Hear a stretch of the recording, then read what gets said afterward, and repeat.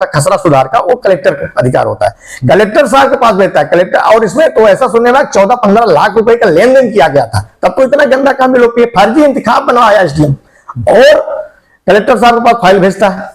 Collector साहब भी उस फाइल में कुछ नहीं देखते हैं, क्योंकि पैसे में इतने अंधे हो गए थे, और इन्होंने लिखा 3 दिवस के अंदर पटवारी रिकॉर्ड दुरुस्त कर। ये बताइए, एक विधायक नशे के खिलाफ, वही तो मैं बताने जा रहा था, प्रधानमंत्री जी को सपना को पूरा करने का अगर कोई काम कर रहा है तो मऊगंज विधायक, मुख्यमंत्री जी की मंशा को कोई पूरा कर रहा है, तो बड़े दुर्भाग्य की बात है कि ये लोग जब ऊपर सूचना देते हैं तो उसको तोड़ मरोड़ कर गलत, और कुछ टिकट के लालची जो यहाँ बैठे हुए हैं वो पूरा मनगढ़ंत कहानी भोपाल को बता देते हैं, वरिष्ठ अधिकारियों को बता देते हैं। अगर माननीय मुख्यमंत्री जी को यथार्थ की जानकारी कहीं अगर हो जाए तो दूध का दूध और पानी का पानी हो, ये भी मुझे लोगों ने बताया है। अगर हिम्मत है, मैं इनको चैलेंज करता, पुलिस के अलावा अफसर जो बैठे हुए हैं मलाइया चख रहे हैं, इनको हिंदू की चिंता नहीं है, पैसे की चिंता है, पैसे कैसे कमाए। अरे शर्म करो, तुम लोग स्टार लगा के स्टार को अपमानित कर रहे हो, देशभक्त जन सेवा लिखते हो यार, देश लूट जन चूस कब लिखवाएंगे। सरगनाओं का, नशाखोरियों का एजेंट बन के काम कर रहा है। अगर मेरी बात झूठ है, पुलिस के आला अधिकारियों को मैं चुनौती दे रहा हूं कि अगर दम है तथ्य में तो आप सीडीआर निकलवा लो, एसपी का सीडीआर निकलवाओ, एडिशनल का सीडीआर निकलवाओ, टीआईओ का सीडीआर निकलवाओ। ये तो बिल्कुल एजेंट बन के 24 घंटा काम कर रहे हैं नशाखोरियों का, और नशा में तो पूरा मऊगंज पड़ चुका है। मीडिया जगत के लोग भी देख रहे हैं कि जनता त्राही त्राही मचा हुआ। ये बताओ, एक विधायक चिंता नहीं है। मैं तो बार बार का सीडीआर, मैं जब बार बार चैलेंज कर रहा हूं कि आप सीडीआर निकालो, क्यों सीडीआर नहीं निकाल रहे हो? डर है पुलिस को, पुलिस के प्रशासनिक अधिकारी को पता है कि जिस वक्त एडिशनल एसपी की सीडीआर निकलेगी, दूध का दूध पानी का पानी हो जाएगा। इनकी हिम्मत नहीं है कि सीडीआर निकाल ले। मैं तो बोलता हूँ चारों अधिकारी इकट्ठा बैठते हैं कि मऊगंज को कैसे वो किया जाए, पूरी जनता देख रही। अगर फर्जी इंतखाब बना तो कलेक्टर साहब को उसमें विचार करना चाहिए, कलेक्टर साहब को उसमें फाइल देखना चाहिए कि आप एक पढ़े लिखे नहीं हो, आप लिख दिए 3 दिवस के अंदर दूसरे की जमीन दूसरे के नाम। ये आप परंपरा की बात करते हैं। एक एसआई है, उसका यहाँ से 1.5 महीना पहले मऊगंज से शाहपुर में ट्रांसफर होता है, रवानगी पड़ जाती है, कैमरा लगा है शाहपुर थाने में। अगर आज तक गया हो, वो केवल एसपी के बगले में पैसा कमाने के एजेंट के रूप में। आप एक हिंदू संगठन के पदाधिकारी हैं और इस समय लगातार संगठन को विस्तार के लिए लगातार क्षेत्र में भ्रमण भी कर रहे हैं। जी जी। लेकिन एक खबर और सूचना प्राप्त हुई है कि आपको पुलिस विभाग द्वारा एक नोटिस प्रदान की गई है। जी जी। इसमें कथन के लिए बुलाया गया है, क्या है पूरा मामला?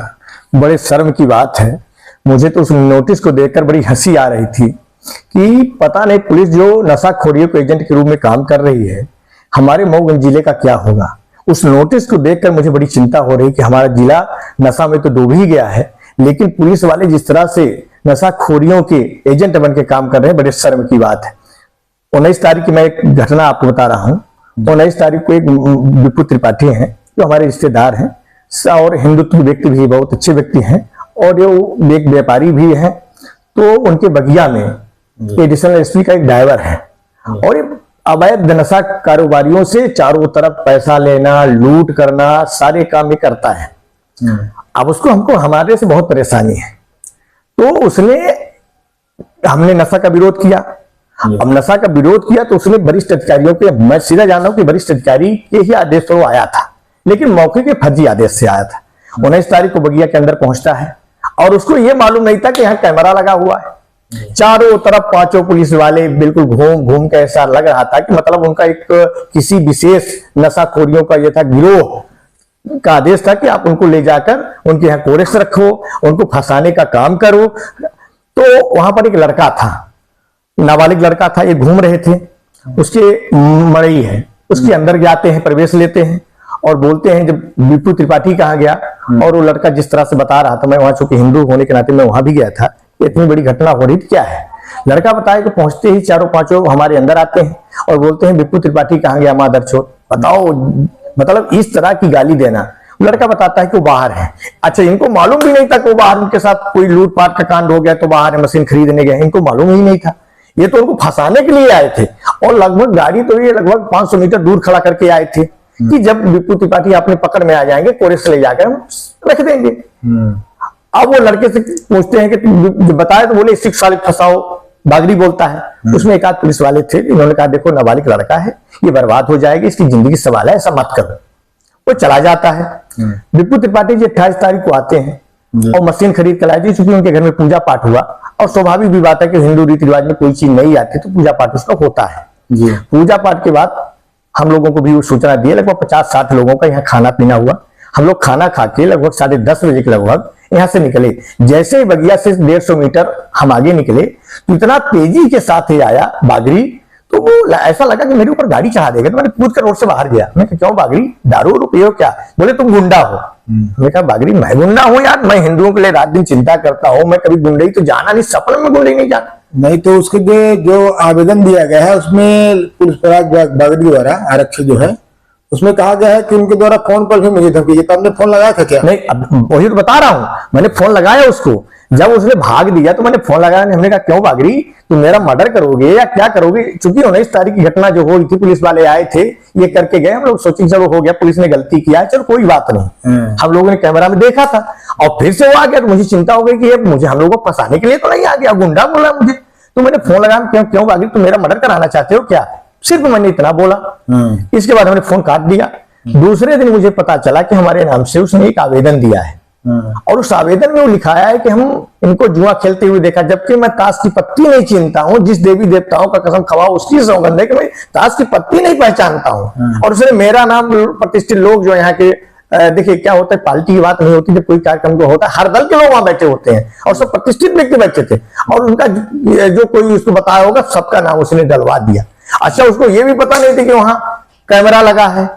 नहीं तो उसके आवेदन में किसी जगह का उल्लेख नहीं कि यही खेलते हुए यही तो शर्म की बात है। अगर मैं खेल रहा हूं, उसने कहा कि वीडियो है, अब मैं उसको चैलेंज करता हूं, अगर वीडियो है तो हमारे खिलाफ तत्काल मुकदमा कायम होना चाहिए, कोई जांच नहीं होना चाहिए। अगर वीडियो में मैं दिख रहा हूं ताश की पत्ती लेकर, इतने मेरे ऊपर मुकदमा, मैं जेल जाने के लिए तैयार हूं।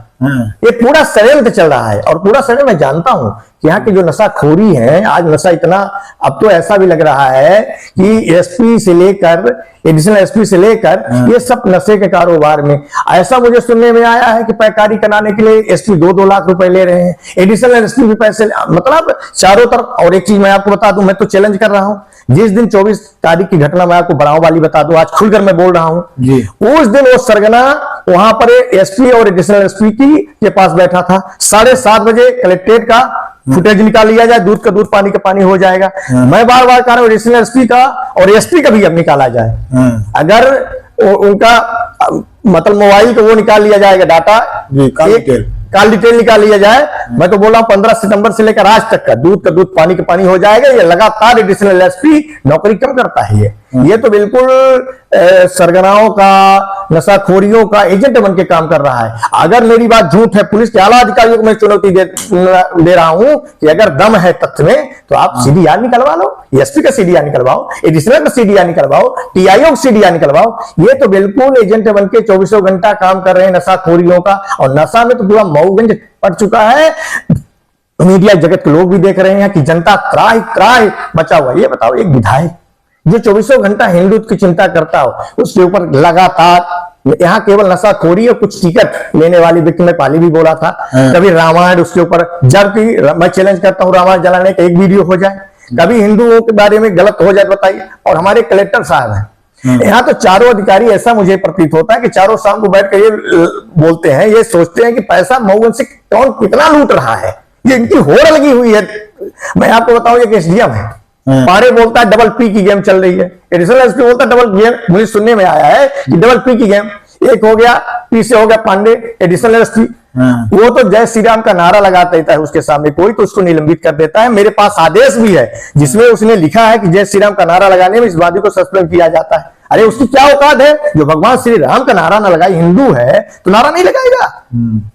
महादेवन मंदिर में कलेक्टर साहब ने गए, हम लोगों ने कब्जा किया है और किसी एक विशेष व्यक्ति को सरपंच बनाने के लिए 2017 में इसको बसाया गया है। हमारे मंदिर की जमीन खाली होनी चाहिए। अब वहां ऐसे ऐसी चीज मंदिर के अंदर फेंके तो मुसलमानों ने कि देखने से रोना आता था। मैं उस चीजों का नाम नहीं लूंगा, गंदी गंदी सामग्री फेंकते थे, क्योंकि बाउंड्री के बगल से बस गए हैं, पूरा इधर पूरा सामान फेंकते हैं। कलेक्टर साहब पहुंचते, बोले मैं तत्काल कार्रवाई करूंगा।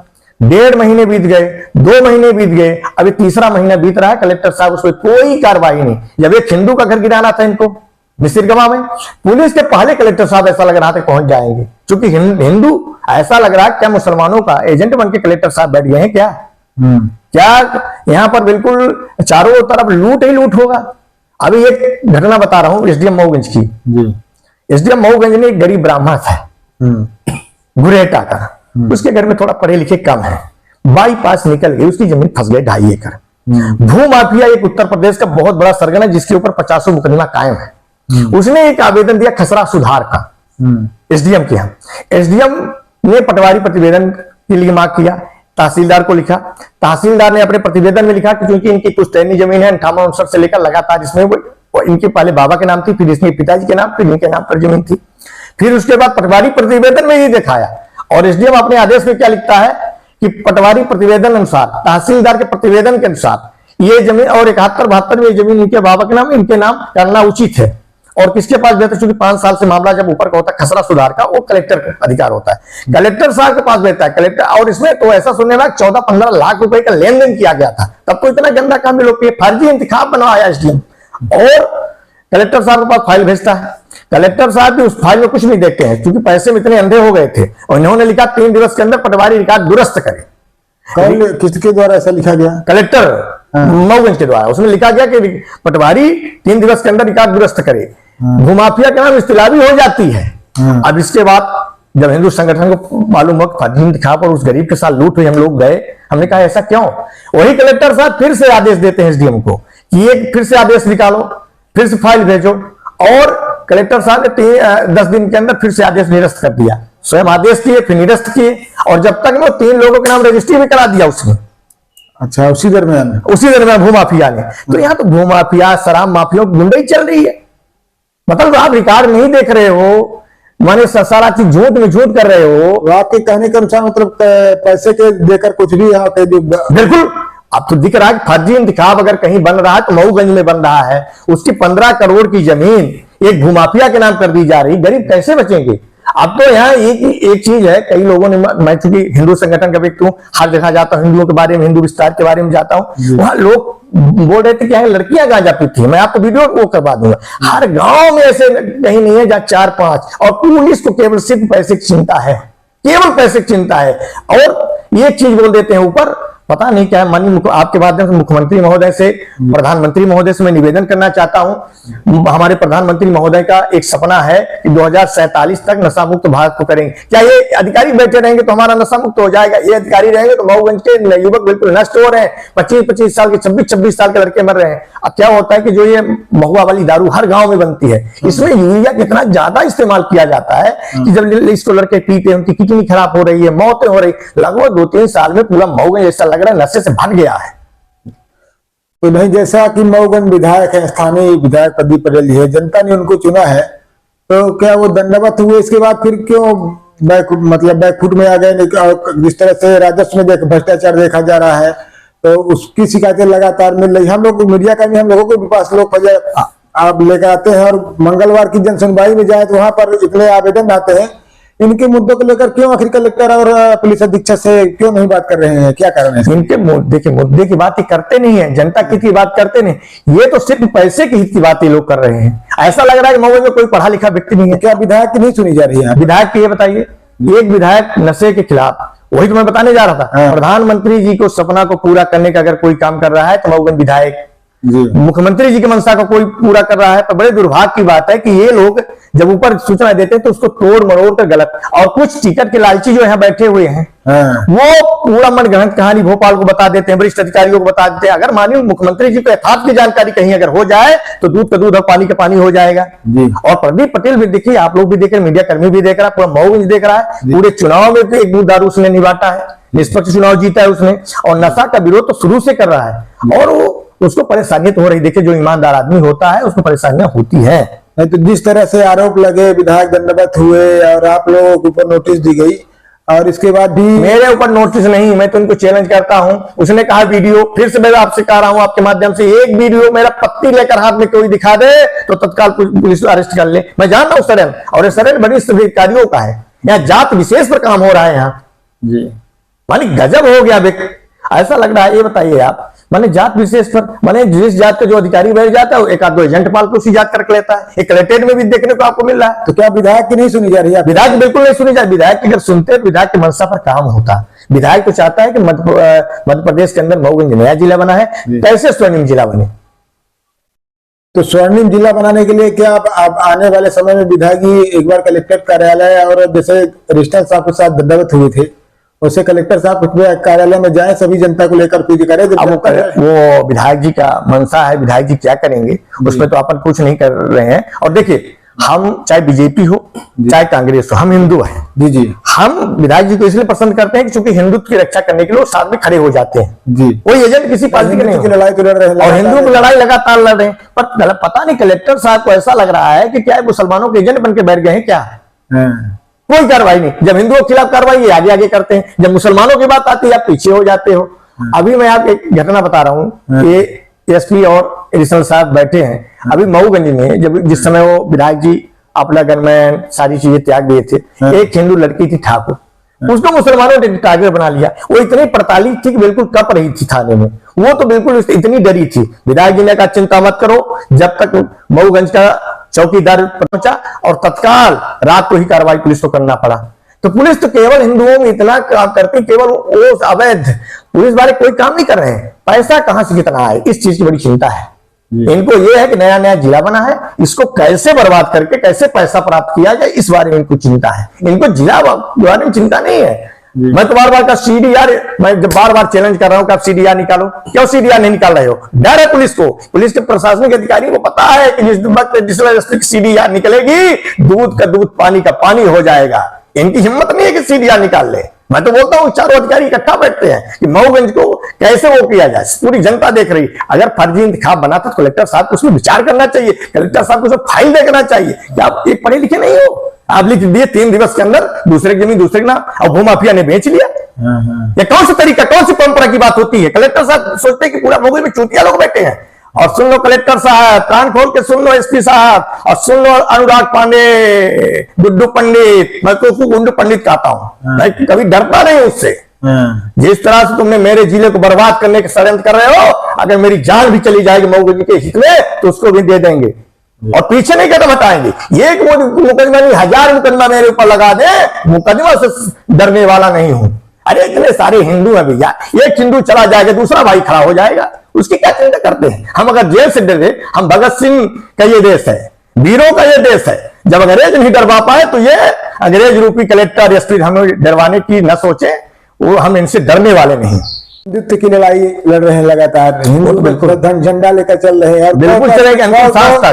गौ तस्करी मऊगंज में लगातार हो रही है, यहाँ तक कि आम जनता को मालूम है, तो आप लोगों के संगठन को नहीं मालूम है क्या? और पुलिस संगठन वाले, मैं फोन किया, एक मुझे लोकेशन मिला था पथरिया का, मैंने एडिशनल एसपी को फोन करके कहा कि मुझे टीआई पर विश्वास नहीं, टीआई की बागरी जो है तो एजेंट के रूप में काम कर रहा है। मैंने लोकेशन दिया, पुलिस पहुंचने के पहले यही बागरी पहुंचता है और हम कहते भागो भागो भागो। हिंदू संगठन वाले फोन कर दिए एडिशनल एसपी को और उसको भगा देता है। 1.5 महीने पहले घटना है। 1.5 महीना पहले तो एक बार इसने गौ पकड़ा और गौ को पकड़ने के बाद 1 लाख रुपए लिया।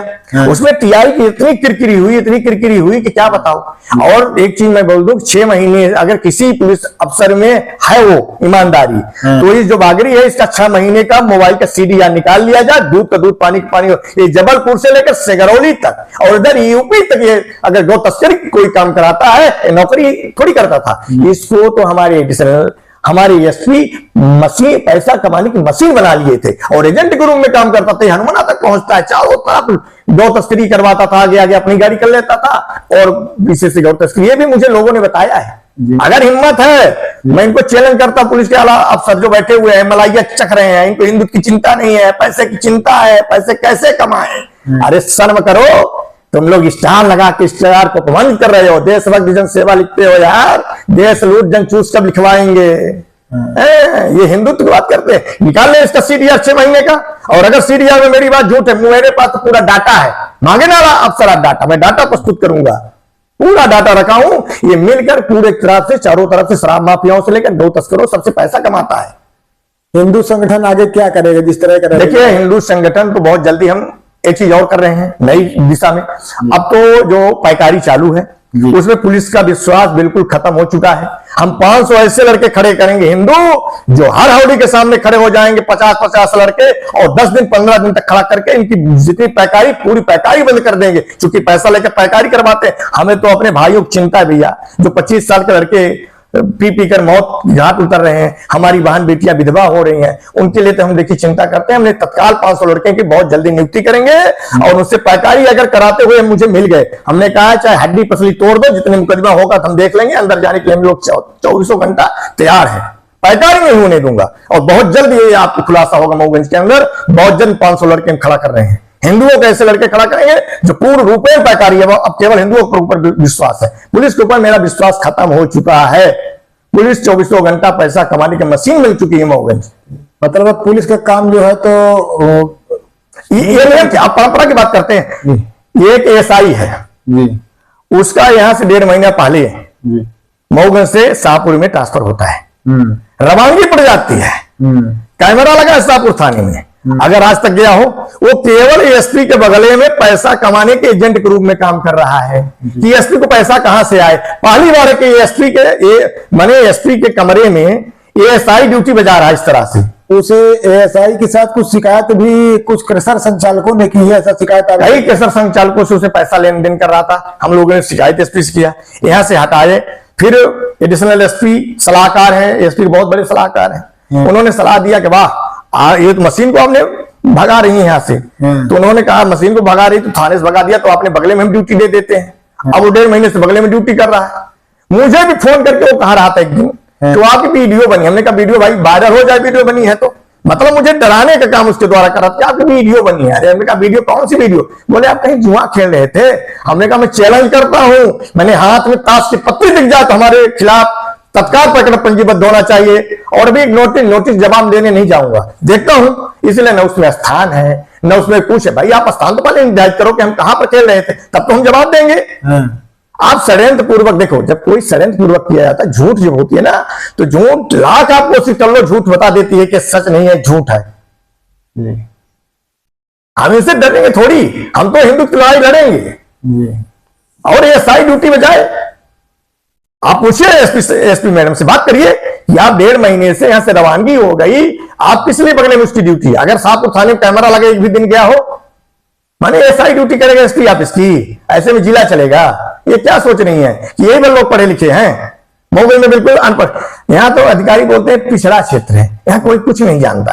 अरे सुन लो रे, पिछड़ा क्षेत्र, लेकिन अभी हिंदू तो जिंदा है और हिंदुओं की बात अगर आएगी तो प्राण देने के लिए तैयार हूं। हम हिंदू को मरने नहीं दूंगा। मैं ये भी जानता हूं किसी दिन मुझे गोली मार देंगे। जब विधायक ने चिल्ला के कहा कि हमको भू माफिया मार डालेंगे, शराब माफिया मार डालेंगे, बिल्कुल सच कहा। जब मेरे ऊपर हमने आवाज उठाया, मेरे ऊपर अटैक, तो विधायक की तो जो बात ही सच निकल रही है। अब इसमें माननीय मुख्यमंत्री महोदय को सोचना चाहिए कि आखिर ऐसा क्या हो रहा है। मैं तो ये भी चैलेंज करता हूं चारों अधिकारी को, माननीय मुख्यमंत्री महोदय अपने समक्ष बैठ जाए, मैं बैठ जाता हूं, एक बात का जवाब दे दे। अगर फर्जी इंतखाब नहीं बनाए हैं, गौ तस्करी नहीं करवा रहे हैं, मेरे पास पूरा डाटा है, लेकिन बताऊंगा मैं, सीएम साहब अगर हैं, उनके अधिकारी आप बताते हैं ऊपर के हम ईमानदारी से हैं, बैठ जाएं। अगर एक भी बात का जवाब दे लेंगे तो मैं हार जाऊंगा, वहीं पर मेरे खिलाफ तत्काल मुकदमा कायम होना चाहिए।